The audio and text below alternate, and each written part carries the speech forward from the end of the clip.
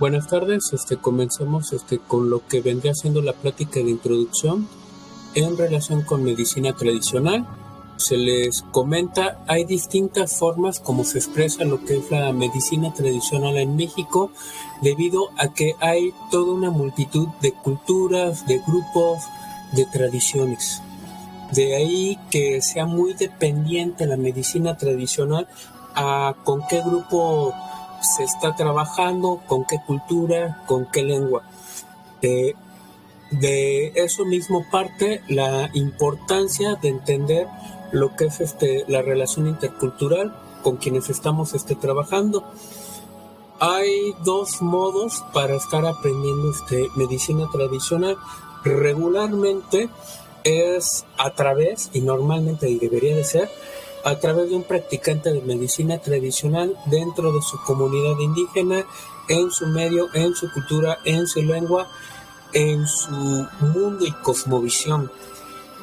La segundo modo, como actualmente varios están aprendiendo, sobre todo en el medio urbano, a aprender lo que es medicina tradicional, es a través de cursos, talleres como como muchos otros, en donde se da un pequeño bosquejo de lo mucho y lo amplio que es en realidad todo este mundo que existe, ¿sí?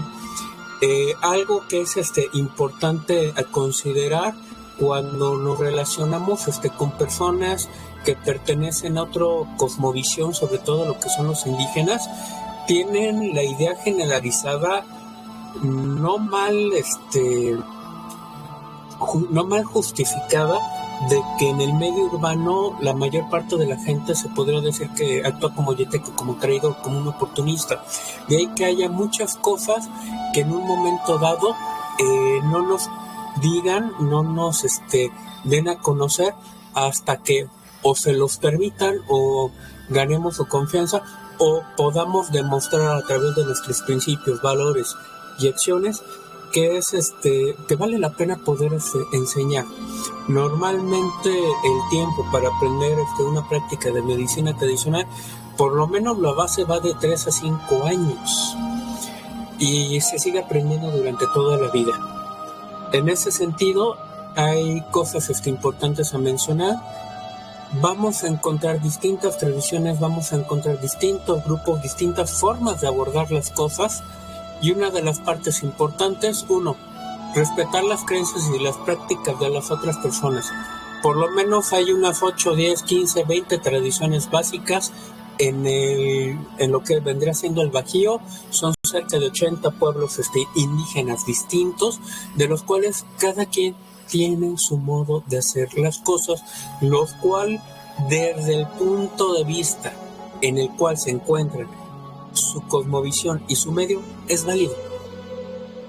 No porque sea válido en un sitio cierta cosa, lo demás en otros sitios sea inválido. Simple y sencillamente son distintas formas de ser. De tal modo que para poder entender qué es lo que se está haciendo en medicina, es necesario aprender su cultura, su medicina, su lengua, su mundo, ¿sí? Por el otro lado, es importante tratarlo de ver desde su punto de vista, no desde el nuestro. Y que una cosmovisión se podría decir que es un paradigma, una forma de explicar el mundo, y la forma de explicar el mundo que tienen los indígenas es muchísimo más amplio de lo que nosotros concebimos. De hecho, normalmente se tiene la idea de que medicina tradicional es única y exclusivamente herbolaria, en el caso de México, cuando es algo muchísimo más amplio. Es todo un conjunto de técnicas, es todo un conjunto de valores, de principios, de formas de trabajar. En el caso de lo que vendría siendo la medicina tradicional, varía un poquito en cuanto al concepto que tiene la OMS. En el caso de México tiene que haber un equilibrio dinámico entre lo que es la parte física, el cuerpo, la parte mental, la parte emocional, la parte espiritual. Una relación de armonía no solamente con lo que es la persona en sí misma, sino también con quienes lo rodean y su mundo que está en el cual él convive y con quienes se interrelaciona y cómo se interrelaciona con ese mundo, con esa naturaleza, y como se comenta aquí en la diapositiva, cómo se interrelaciona con ese cosmos. Sí, sí, es muy importante también lo que es el concepto de frío y calor en lo que es la medicina tradicional, un poquito distinto al concepto de temperaturas que se tienen en Europa. Aquí las cosas se van en relación con dualidades, cómo nosotros nos relacionamos con dichas dualidades. ¿Sí? Déjenle bajo un poquito la música. Bien. En este sentido, lo que es la enfermedad, además de estar trabajando con frío y calor, si lo hablamos, por ejemplo, en relación con lo que son las plantas, la combinación de las temperaturas, la combinación de las polaridades, hace que no solamente haya plantas frías y calientes, también genera que haya plantas templadas. Así como normalmente hay enfermedades frías y calientes, el tratamiento cuando la persona se puede encontrar débil, es muy probable que para poder sanearlo y poder hacer lo que es la depuración orgánica sea en su primera instancia un tratamiento templado. También vemos, por ejemplo, en lo que es la dualidad, en lo que son plantas medicinales, las plantas dulces, las plantas amargas, pero también tenemos lo que se le llaman las plantas cordiales, que son intermedias entre los otros dos tipos de plantas. Tenemos a su vez lo que son las plantas suaves, las plantas duras. Esto lo vamos a estar viendo progresivamente. Si solamente en cuestiones de plantas esta dualidad frío y calor se amplía muchísimo más, también lo vamos a ver en los otros elementos dentro de lo que es el sistema de medicina tradicional. Sí es parecida en algunos aspectos con la medicina china, con el concepto de ruptura del equilibrio. Ellos lo manejan mucho con el yin y el yang y el origen interno y externo. Sin embargo, para mi gusto, lo que es la medicina tradicional mexicana es muchísimo más amplia, y de lo cual no es que beba de otras tradiciones, es que es lo suficientemente amplia como para no necesitar las integraciones de otras medicinas. Así como en la medicina hindú también está lo que es la parte de descuido personal, aquí en medicina paliativa, en relación con medicina tradicional, antes de poder meter un tratamiento, hay que considerar que la medicina tradicional es predominantemente preventiva, la mexicana.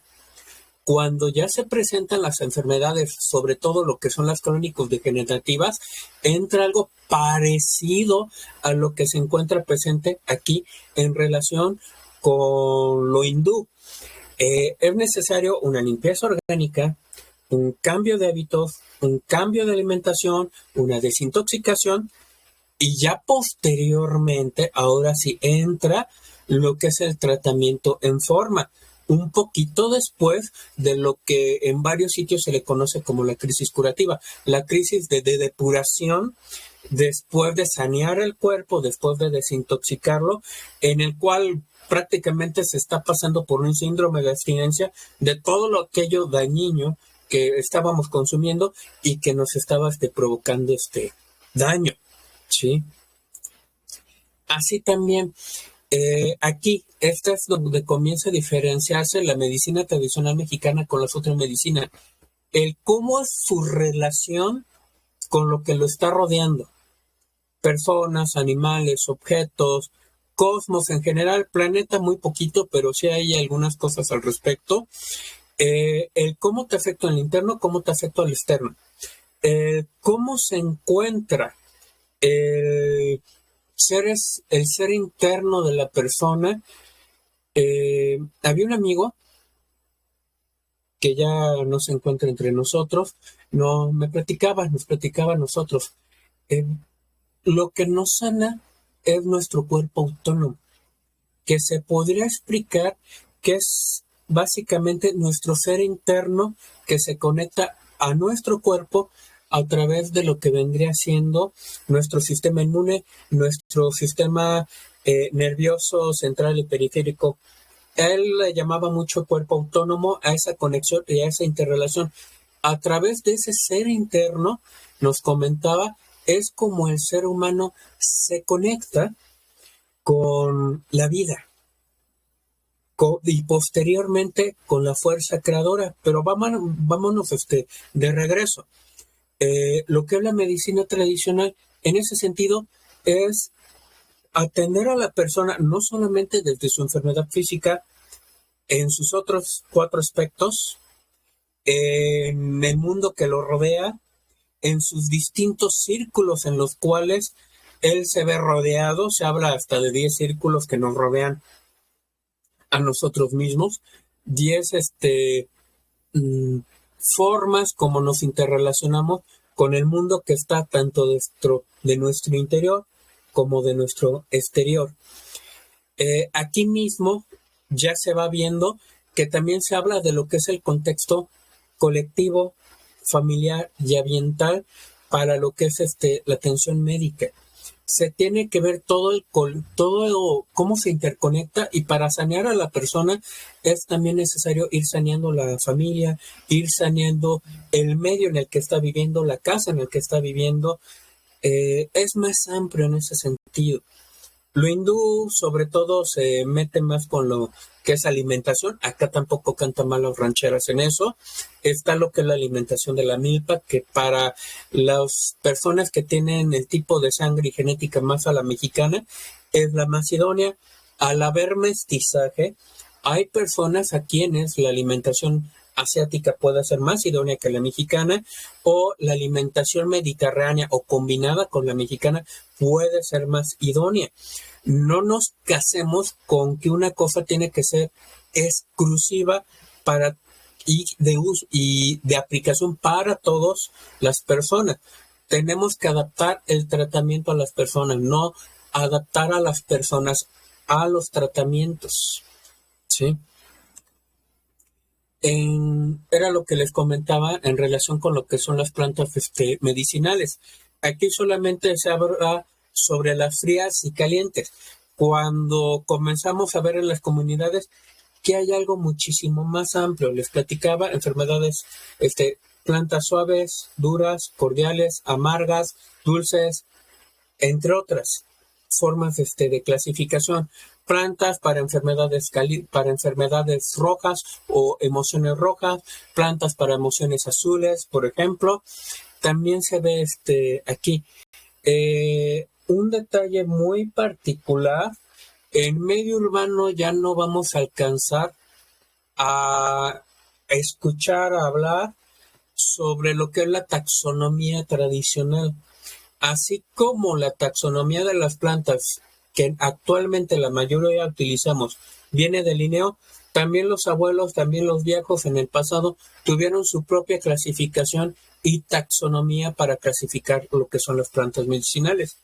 Debido a lo que les comenté, que somos percibidos en las comunidades rurales como traidores, como oportunistas, los mestizos y los blancos, es por lo que no nos llega todo lo que es la información que hay, que es muchísimo más amplia, ¿sí?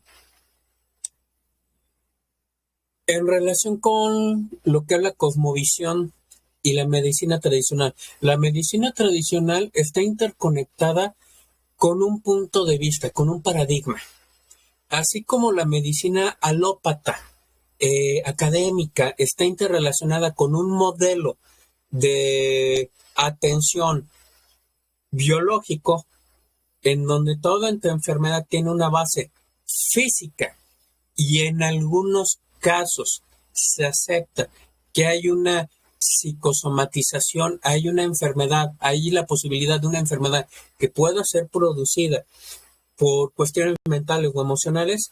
Aquí en lo tradicional se amplía todo esto y se ve que tanto cuerpo, mente, espíritu, voluntad se encuentra interconectado, uno afecta a la otra y en el proceso de sanación es necesario recorrer primero lo físico para la primera función, la primera chamba de un médico tradicional, sobre todo cuando se encuentra en una situación de emergencia, es estabilizar los signos y signos vitales de la persona, si no se muere. A partir del cuerpo, de que yo ya estabilizo el cuerpo, de que yo ya contengo y atiendo lo principal, lo más grave, a partir de ahí, el médico tradicional comienza a meterse en el terreno, por ejemplo, del psicólogo y trabajar con la mente y con la emoción. Y en un momento, ya que trabajó con la mente, ya que los pensamientos son la puerta de las emociones, ya que trabajó con la mente y con la emoción, ahora sí trabaja con el aspecto espiritual, con el aspecto de lo que es la voluntad, con el aspecto de también darle un sentido a la vida de la persona que está atendiendo, ¿sí? Una situación muy importante que se ve en distintos grupos, en distintas tradiciones mexicanas, se habla mucho de tener un rostro y corazón propio, de ser creador y creación de sí mismo. El punto a llegar para la recuperación de la persona es a ese, tener un rostro y corazón propio, a crearse a sí mismo, a haber trabajado y estar trabajando con la sombra interna, con el ego, que es nuestro principal enemigo, nosotros mismos. No estaba el concepto de yo en la tradición, estaba el concepto de nosotros, ¿sí? En este sentido se está buscando, se está tratando de que haya un equilibrio entre los distintos aspectos del ser humano, pero también en sus relaciones y en su mundo exterior e interior. Efectivamente, como se comenta aquí en la diapositiva, sí se ve la enfermedad como una ruptura de ese estado de equilibrio que va provocando distintas situaciones en nuestro ser, en nuestro medio. Algo también a considerar dentro de lo que es la medicina tradicional, hay sistemas de medicina tradicional puros que se encuentran sin tener una interrelación con lo que vendría siendo el sincretismo con el catolicismo. Hay sistemas de medicina tradicional que integran ese sincretismo del catolicismo con lo que es la cosmovisión indígena. Y hay sistemas de medicina tradicional donde también se acepta que hay una interrelación entre medicina tradicional y medicina alópata. Por poner un ejemplo, hace muchas décadas, hace ya casi más de 40 años, hubo un programa de donde se derivó el libro De donde no hay doctor, de David Werner, en donde a médicos tradicionales, curanderos, gente que trabajaba en comunidad, se les capacitó para que fueran promotores de salud. Funcionó también el programa, que mejor lo cancelaron, porque estaban concientizando demasiado bien a la población. También vemos en Estados Unidos que hay algo que se le conoce como medicina coyote, aquí también ya la vemos, en donde los indígenas norteamericanos, cuando aprenden medicina alópata en las universidades, se regresan a sus reservaciones y fundan sus propios hospitales con una combinación, sí, de medicina alópata, porque esa medicina alópata atiende las enfermedades crónico-degenerativas que ya no existían en la América antigua, en el Anáhuac, en el Tahuantinsuyo, etcétera, que no existían por el tipo de medicina que se tenía de tipo preventivo. Progresivamente se habían eliminado todas esas enfermedades. Cuando llega lo europeo, se reintegran esas enfermedades de las cuales no había tratamiento porque no existían, y se tiene que ir adaptando la medicina tradicional indígena a las nuevas enfermedades, incluyendo las enfermedades que actualmente requieren vacunas. Sí se acepta la medicina alópata, pero integrándola sin pelearse con lo que es la medicina tradicional. Esta medicina coyote, en ese sentido, es una mezcla de medicina tradicional, medicina alópata, ciencia, espiritualidad, y religión. Sí. En ese sentido, también hay que entender una cosa. Nuestros ancestros eran científicos, no eran fanáticos religiosos. Por lo cual, la mayoría, y me lo han comentado varios viejos, si hubieran visto varias de las cosas de la actualidad, hubieran dicho, eso yo lo entiendo, y sé por qué, por esto y por esto y por esto, por esto. Porque el cuerpo no deja de ser distinto al de antes, al de ahora, solamente cambian las explicaciones de cómo comprenderlo. Sí, o mejor dicho, las palabras de cómo explicar el cómo se funciona, pero el funcionamiento va a ser igual y por ende va a ser paralelo las formas de explicar el cuerpo humano. Sin embargo, la medicina tradicional mexicana, al llevar muchísimo más tiempo que la medicina alópata, integra más elementos que apenas están trabajando en lo que es la medicina alópata, con gente como Rüdiger Dahnke, con la enfermedad como camino, la enfermedad como símbolo. ¿Sí? En este sentido, retomando, se habla mucho de lo que es la integración, se habla mucho de estar atendiendo los distintos aspectos del ser humano con también los distintos elementos: fuego, agua, aire, tierra, viento. Viento a través de la respiración, viento a través de las caminatas, del ejercicio, de la actividad física, a través del contacto del medio ambiente, fuego a través de lo que es la terapia con el sol, de la helioterapia, actualmente así mencionada, de lo que es la utilización del calor como método terapéutico, el agua como la actualmente llamada hidroterapia, con los baños, lo que es la tierra con la utilización del barro, entre otros elementos. Los 5 elementos se integran completamente todo el tiempo en lo que es la medicina tradicional para evitar riesgos a la salud. Actualmente, por ejemplo, vemos que los partos es en lugares muy fríos, cuando en los grupos tradicionales el parto es en lugares calientes para evitar una enfermedad con la mujer. Sí. También hay que considerar las causas de las enfermedades. No solamente son los 5 aspectos: físico, mental, emocional, energético, espiritual. También que la enfermedad puede ser ocasionada por situaciones con la familia, por situaciones con la comunidad, por situaciones con la naturaleza, por situaciones con el mundo energético y espiritual. Hay que entender que el concepto tradicional no se manejaba la magia como se considera ahora. Varios elementos mágicos fueron introducidos, va de nuevo, a través de la cosmovisión que vino junto con el español, junto con el catolicismo. Las fuerzas nocivas de las que habla esta diapositiva, aquí también la podemos entender como una desarmonía o con problemas de relación con esencias o con fuerzas que están carentes de armonía, carentes de equilibrio, y que por lo tanto dañan a los otros elementos. Lo que buscamos, por ejemplo, mucho cuando hacemos saumaciones, cuando utilizamos Epopochkomi del saumador, es entrar en armonía con las fuerzas que están a nuestro alrededor, dialogar y decir, oye, estamos en paz, estamos bien, tú en tu lugar, tú llevas muchísimo más tiempo que yo aquí, tú eres su habitante original, yo vengo aquí con respeto a establecerme, a estar este momento en este sitio, y te pido por favor permiso para estar aquí y que nos llevemos bien. Eso lo vemos mucho en distintos grupos.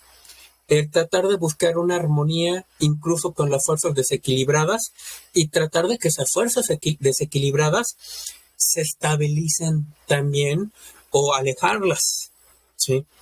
En ese sentido, lo que es la cosmovisión tradicional es más integrador que lo que vendría siendo las otras medicinas o la cosmovisión alópata actual.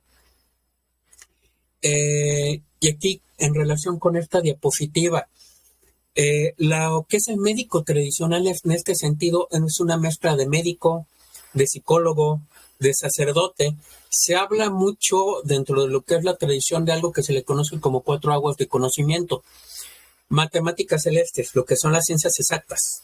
El tipo de ciencias, el tipo de disciplinas como astronomía, matemática, química, física tradicional, que es necesario para saber cuáles son los procedimientos técnicos para elaborar nuestro producto o nuestro remedio tradicional, así como para entender el cuerpo humano, las medicinas y el cómo atender a la persona, cómo entender a través de esa arquitectura tradicional por qué una casa no está sana, por qué esta persona se está enfermando de cierto modo.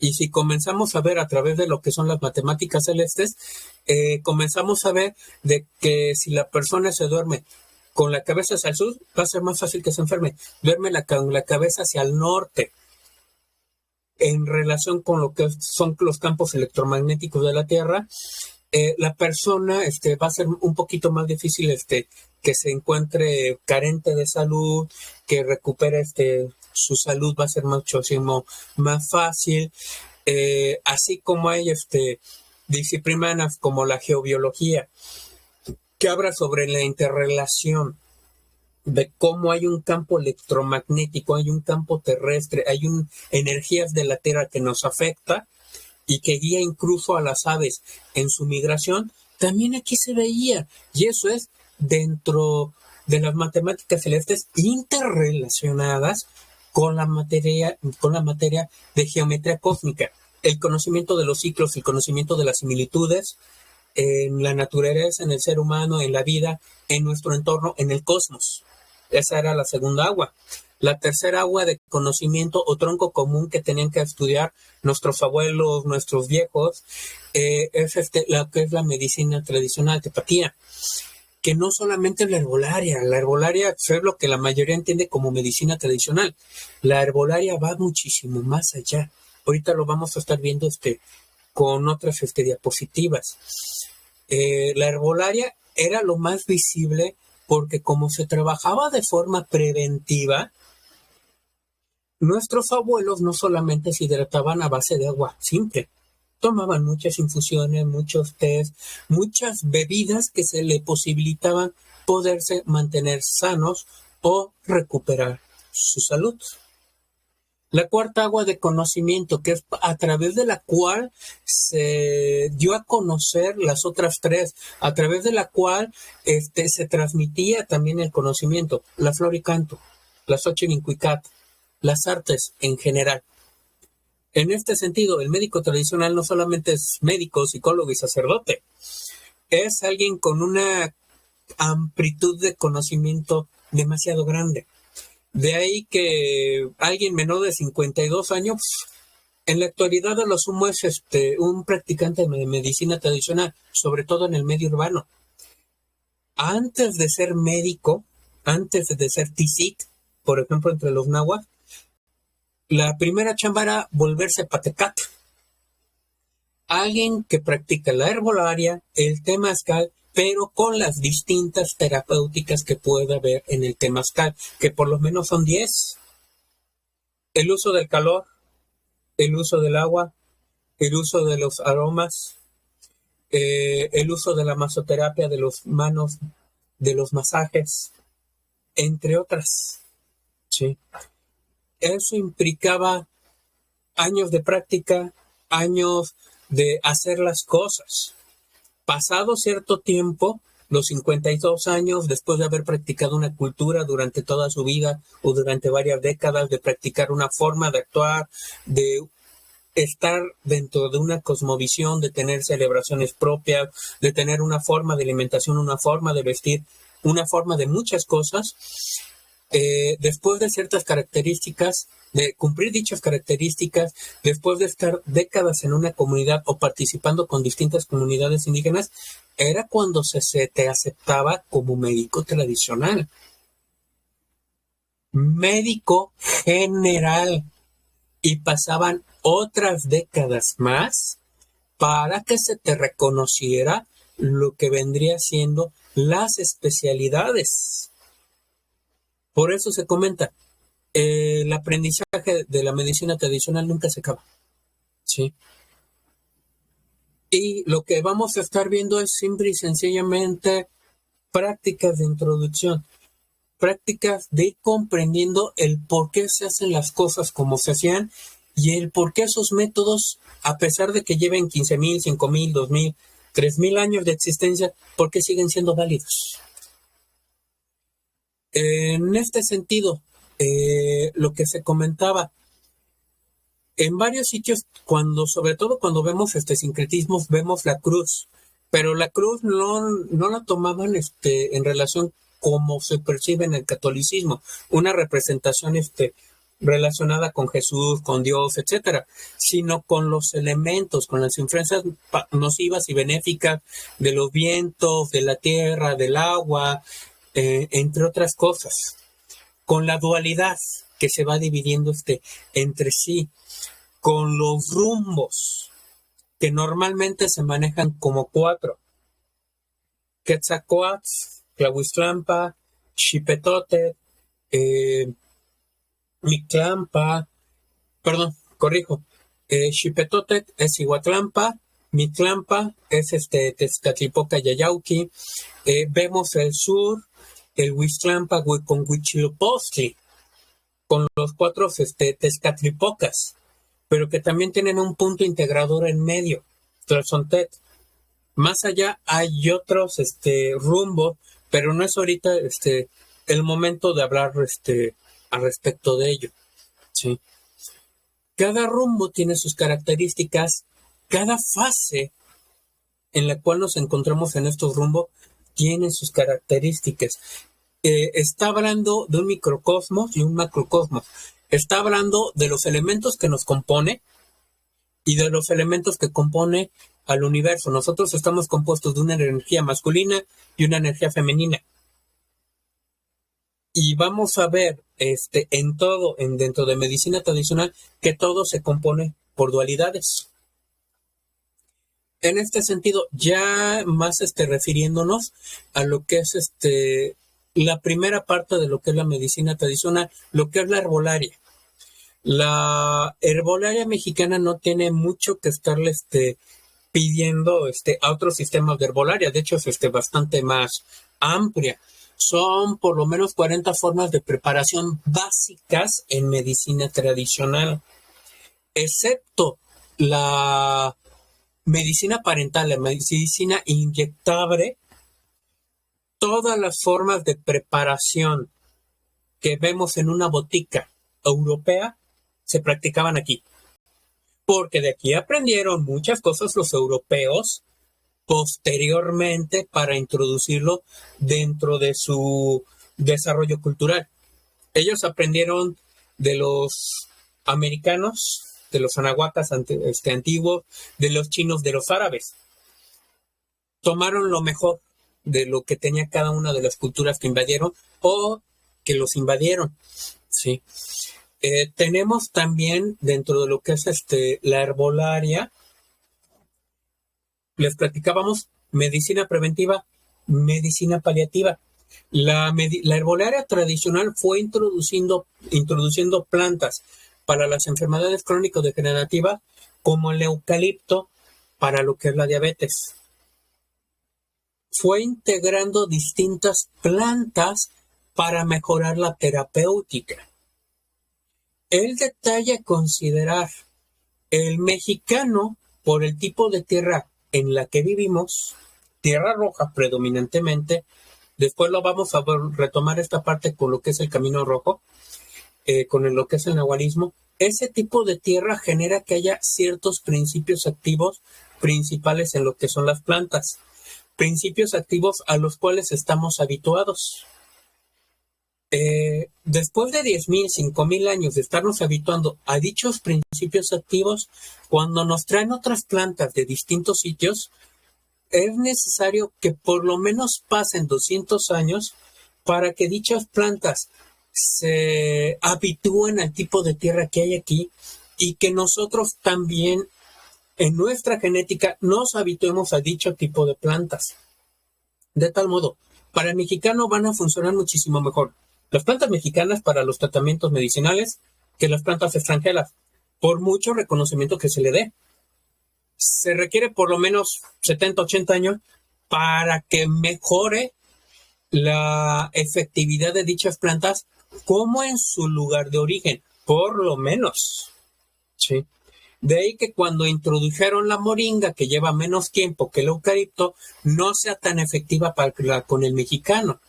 De ahí que cuando introducen el ginseng para problemas del hombre, de eyaculación precoz o de falta de energía, funcione muchísimo menos que lo que es la maca peruana, por ejemplo, con la cual ya estamos habituados.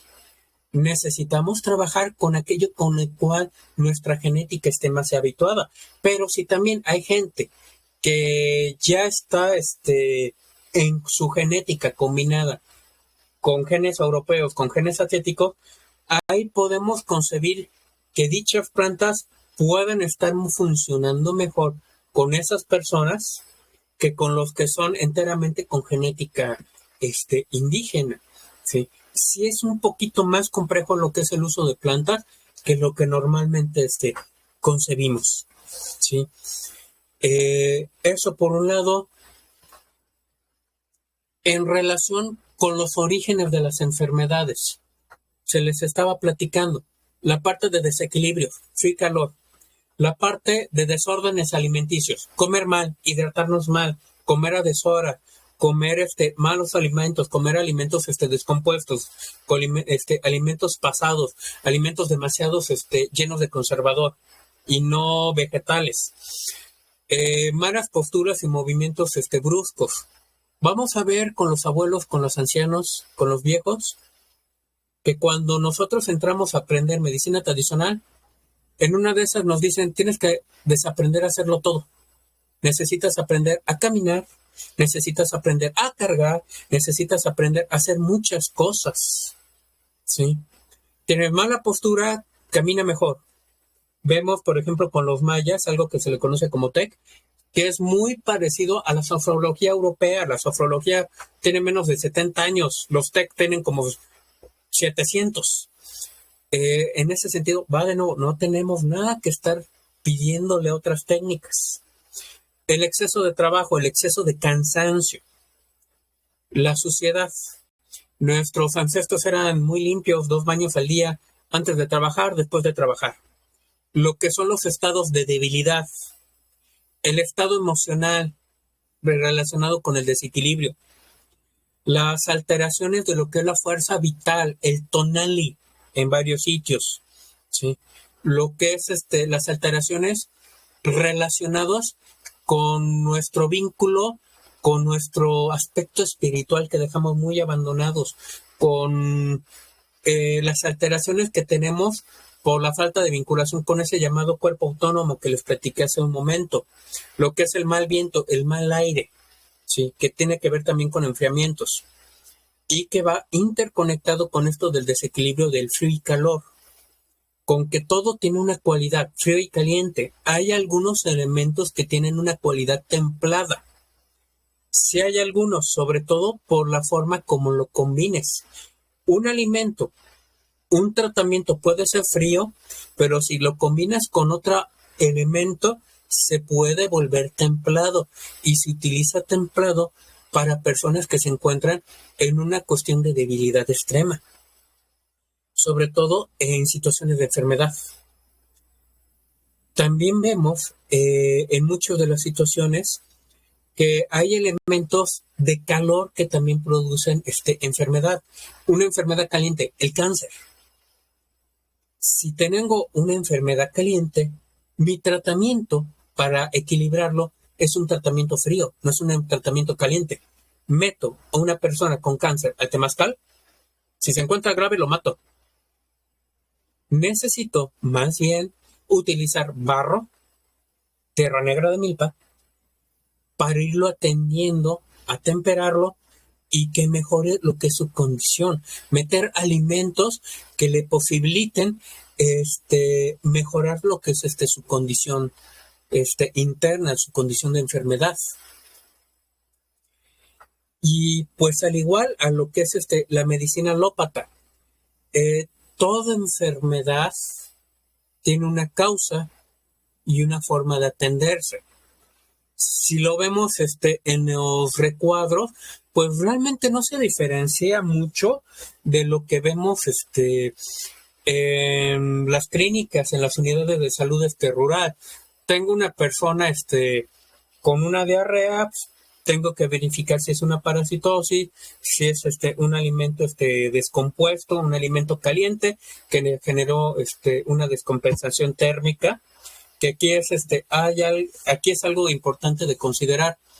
Nuestros órganos deberían de encontrarse en un estado de temperatura homogéneo dentro de nuestro cuerpo. Cuando tenemos un desequilibrio, puede que tengamos un órgano frío. Por ejemplo, regularmente los pulmones se enfrían y se genera neumonía, pulmonía. Es muy fácil que se enfríen los pulmones, pero también tenemos órganos como el estómago que puede tener alteraciones calientes. Podemos tener al mismo tiempo una persona con un estado de debilidad o de enfermedad, con órganos fríos y órganos calientes, y tenemos que tener un tratamiento que se adapte a dichas condiciones con lo que es la persona. Con métodos preventivos para que no se agrave su enfermedad o aparezcan otros trastornos, y métodos paliativos para atender no solamente los síntomas, que es lo que normalmente hace la medicina alópata, también ir atendiendo lo que son las causas de dicha alteración, de dicha enfermedad. Por ejemplo, diarrea y alteraciones digestivas. ¿Qué causa? Comer alimentos calientes acompañados de líquidos helados. ¿Qué es lo que tengo que hacer? Pues evito revolver alimentos calientes y líquidos helados, porque si no, ¿qué es lo que va a pasar? ¿Cómo se recomiendan tomar lo que son las infusiones? Calientes, o por lo menos templadas. Como todo el tiempo algo frío, mi estómago, mis intestinos se van a contraer. Como algo frío con un caldo caliente, me destemplo prácticamente y me genero una alteración peristáltica de los intestinos, un empacho. ¿Sí? Las alteraciones menstruales. Hay varias que son por enfriamientos, la caída de la matriz. Y se necesita un tratamiento caliente para volver a acomodar. Lo que es la bajada de costumbre, que es otra forma para decir amenorrea, tiene que ver con causal. ¿Qué es lo que tengo que hacer como medida de prevención, como medida de atención? Generar calor, sacar el enfriamiento primero de forma superficial, después el enfriamiento de forma profunda. Puede que al principio lo haga con vinagre, con fomento de vinagre, después lo hago con enjundia, en una tercera fase ya meto el barro, y entonces ya que calenté todo el medio, toda la zona abdominal, entonces ahora sí entro con el tratamiento de acomodación de víscera, y posteriormente, ahora sí, acomodo la que es la matriz, la fijo, y a su vez, a continuación, le digo a la mujer cuáles son los pasos que tiene que hacer para mantener su matriz fija y prevenir que se vuelva a caer. Ahorita acabo de resumir 8 actividades distintas que se hacen cuando se tiene que atender matriz caída o vejiga caída, y que se tarda uno en realidad unas 3-4 horas en estarlas practicando para poder atender a lo que es la persona. Entonces, al igual que en medicina alópata, lo utilizo como ejemplo para que se note de que nuestra medicina no es solamente pues plantitas, es muchísimo más, y es tan completa como la medicina alópata, si no es que más, ¿sí? Otras causas de enfermedades, como se menciona aquí, En desórdenes alimenticios, la diarrea, el latido, las alteraciones intestinales, producidas cuando las personas se exceden de comida, cuando se pasan de hambre, lo que comentaba, no comer a su hora, comer demasiado y demasiado rápido. Uno tiene que comer lento, pausado. Curiosamente, uno no se debe de llenar al 100% a la hora de comer. Si acaso el estómago debe de quedarse el 70%, ¿sí? Hacer ejercicio inmediatamente después de comer. Hay también enfermedades o desórdenes alimenticios que se generan porque estamos comiendo y tomando agua o una bebida al mismo tiempo que comemos. Cuando comemos debemos de comer en un momento a hidratarnos en otro para no diluir el ácido gástrico de nuestro estómago, ya que se comenzó el proceso de digestión y de absorción posteriormente, después de un rato de haber comido. Ahora sí me hidrato o me hidrato antes, no después. Ojo, también relacionado con esto, hay tratamientos medicinales tradicionales antes de comer, después de comer, pero rara vez durante lo que es la comida. Aquí vemos también lo que se comentaba, las malas posturas o movimientos bruscos que generan daño. Lo que son los sentones, lo que son las caídas, lo que son los jaloneos que a veces nos encontramos, el levantar con las piernas, el levantar con la columna en vez de las piernas, las torceduras, las caídas, entre otros. El exceso de trabajo, el estar en un estado caliente y posteriormente entrar a un sitio frío, el mantenernos debilitados, entre otras situaciones. Lo que se comentaba en relación con lo que es la sociedad, no es solamente se está hablando con lo que es la sociedad en cuanto a lavado de manos, en cuanto a alimentos.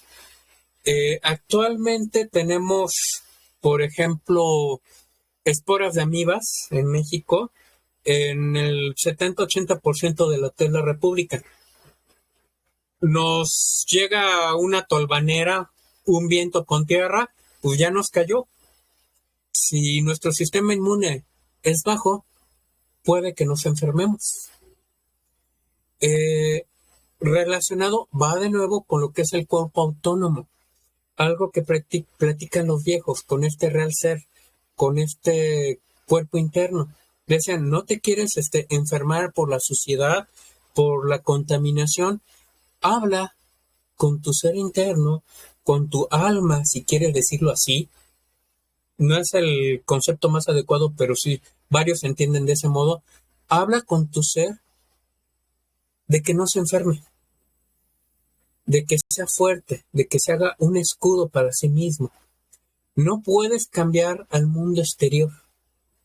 El mundo no está pendiente de tus expectativas, pero sí puedes modificar tu mundo cercano, tus pensamientos y tu mundo interno, tu mundo personal, para mejorar tu salud y que la suciedad, la debilidad y otros elementos no te enfermen. Como seguimos viendo también aquí, las explicaciones de por qué nos enfermamos en relación con la suciedad, con la debilidad, con los estados emocionales, no están alejados, solamente son otra forma de expresarlos, a lo que vemos en la medicina alópata y en la psicología. Es lo mismo, dicho con otras palabras. ¿Sí? Aquí vemos que hay 4 emociones básicas de las cuales va a depender nuestra salud. Enojo o ira, miedo, tristeza y alegría. ¿En qué estado y en cómo nos interrelacionamos con dichas emociones? Va a depender nuestro estado emocional y nuestras enfermedades internas, nuestras enfermedades del ser. Las alteraciones de lo que es la fuerza vital, el tonali, nuestra fuerza vital, que está relacionado con el estado energético de la persona. De ahí que aquí se mencione como ánimo, vigor, valor, calor y estímulo de crecimiento. Nuestro aspecto espiritual, nuestro aspecto vital nos da nuestra energía. Puede uno estar sano físicamente, pero nuestra energía, relacionado con también el estado de ánimo, puede estarnos generando una depresión. Y tampoco le tenemos que pedir nada a Viktor Frankl con la logoterapia. Más tiene una frase que sí se puede retomar. En su libro, El hombre en búsqueda de un sentido. La vida que tienes debe de tener un sentido, si no, esa fuerza vital se va perdiendo. Debes de tener una razón de vivir, una razón de ser. No puede girar tu vida en torno a personas, por lo que las personas desaparecen. Porque si tu vida gira en torno a personas, estás girando en torno a relaciones codependientes, a relaciones que no necesariamente son sanas, y la gente tiende a envejecer, tiende a desaparecer, tiende a mudarse de casa, tiende a dejar de existir en nuestra existencia. Y si nuestra vida giraba en torno a personas, cuando esas personas por las cuales le dábamos importancia a lo que hacemos se van, perdemos la razón de ser. Nuestra vida tampoco puede girar en torno a objetos, porque los objetos tienden también a destruirse, a perderse, a corroerse, entre otras. Una persona cuya vida gira en torno a objetos es como los que tienen síndrome de Diógenes, acumuladores, coleccionistas. Los más visibles son los que acumulan basura, pero hay gente que su vida gira en torno a animales, a plantas, a cosas. Pero si eso desaparece, tu vida, tu razón de ser también desaparece. Pero si tu fuerza vital, tu vida, gira en torno a ideales, el ideal nunca va a envejecer, nunca va a morir, aunque tú lo hagas. De ahí va de nuevo que nos digan los viejos, ten un rostro y corazón propio. En este momento, corto lo que es esta primera parte y continuamos en un momento.